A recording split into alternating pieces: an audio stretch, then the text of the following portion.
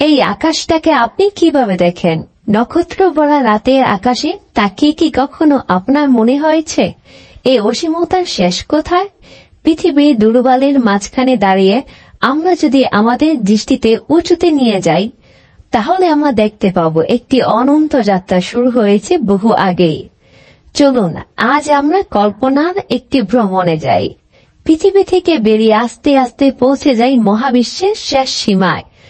এই যাত্রা কেবল দূরত্বের নয়, এটি সময়, মহাশক্তি আর আমাদের অস্তিত্বের গভীরে এক দৃষ্টিপাত। আমাদের যাত্রা শুরু হলো এখান থেকে, এই নীল সবুজ ছোট্ট গ্রহ পৃথিবী থেকে।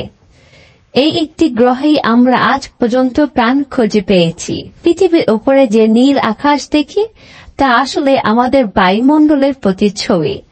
এই আকাশের উপরেই শুরু মহাশূন্য। চলুন প্রথমে পৌঁছে যাই চাঁদে, আমাদের একমাত্র প্রাকৃতিক উপগ্রহ। চাঁদের পৃষ্ঠে দাঁড়িয়ে পৃথিবীকে দেখা যায় ছোট্ট একটি নীল গোলক হিসেবে। এরপর আমাদের সামনে সূর্য। সূর্য ছাড়া আমাদের অস্তিত্ব কল্পনাই করা যায় না। এটি একটি গ্যাসীয় গোলক, প্রধানত হাইড্রোজেন ও হিলিয়াম দিয়ে গঠিত। প্রতি সেকেন্ডে সূর্য থেকে কোটি কোটি মেগাটন শক্তি বেরিয়ে আসে। পাশাপাশি রয়েছে বুধ, শুক্র, মঙ্গল, বৃহস্পতি, শনি, ইউরেনাস ও নেপচুন। এই সবগুলো একত্রে গঠিত করেছে সৌরজগৎ, আমাদের প্রথম মহাজাগতিক পরিবার। এখন আমরা সৌরজগতের একদম প্রান্তে, যেখানে সূর্যের প্রভাব কমে আসে। এই অংশকে বলা হয় হেলিওপজ। এখানে আমাদের পরিচিত জগৎ শেষ হয়, শুরু হয় অজানা এক অন্ধকার। আমরা এখন পৌঁছালাম মিল্কি ওয়ে গ্যালাক্সিতে। এই গ্যালাক্সিতে রয়েছে প্রায় 100 বিলিয়ন তারা। পৃথিবী যেখানে আছে সেটা এক গ্যালাক্সির এক কোণায়। আমাদের সৌরজগৎ এই বিশাল ছায়াপথের একটি বিন্দু মাত্র। আর গ্যালাক্সির কেন্দ্রে রয়েছে একটি বিশাল ব্ল্যাক হোল, যাকে বলা হয় সেজিটারিয়াস এ। মিল্কি ওয়ের পাশেই আছে অ্যান্ড্রোমিডা গ্যালাক্সি, মাজেলানিক ক্লাউডস ইত্যাদি। এই সমস্ত গ্যালাক্সি মিলে তৈরি করেছে এক গ্যালাক্সি ক্লাস্টার, যাকে বলা হয় লোকাল গ্রুপ। এই গ্রুপ আবার অংশ একটি বিশাল জালের, কসমিক ওয়েব।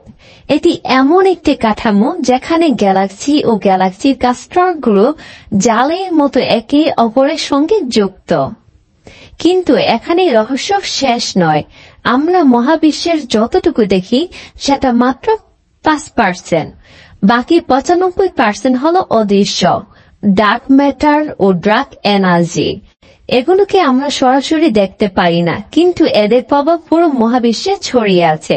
ডার্ক এনার্জির কারণে মহাবিশ্ব ক্রমাগত প্রসারিত হচ্ছে আরো দ্রুত গতিতে।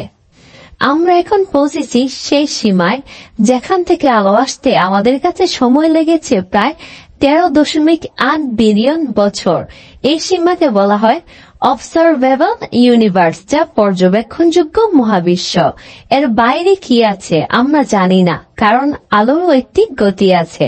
যেখানে আলো পৌঁছায়নি সেখানে আমাদের চোখও পৌঁছাতে পারে না। এই যাত্রার শেষে প্রশ্ন আসে, মহাবিশ্বের বাইরে কি আছে? আরো মহাবিশ্ব, একটি মাল্টিভার্স, নাকি শূন্যতা?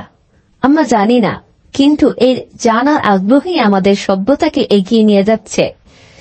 এই বিশালতার মাঝে আমরা সত্যি খুবই ক্ষুদ্র, কিন্তু আমাদের মস্তিষ্ক, কল্পনা আর কৌতূহল আমাদের করে তোলে মহৎ। আমাদের চোখে হয়তো সীমিত, কিন্তু আমাদের কল্পনার সীমানা নেই। এই অসীম মহাবিশ্বে আমরা এক বিন্দু মাত্র, কিন্তু সেই বিন্দুই প্রশ্ন তোলে, উত্তর খোঁজে আর যাত্রা চালিয়ে যায়। এই ভ্রমণ যদি আপনার ভালো লেগে থাকে তাহলে আমাদের চ্যানেলে আরসি নিউজ টিভিতে সাবস্ক্রাইব করুন, লাইক দিন আর শেয়ার করুন এই মহাজাগতিক বিস্ময়কে। আর এমন ভিডিওর জন্য আমাদের সঙ্গে থাকুন। ধন্যবাদ। আপনি আর আমি একসাথে চলেছি অসীমের পথে। ধন্যবাদ। আপনি আর আমি একসাথে চলেছি অসীমের পথে। Thanks for watching.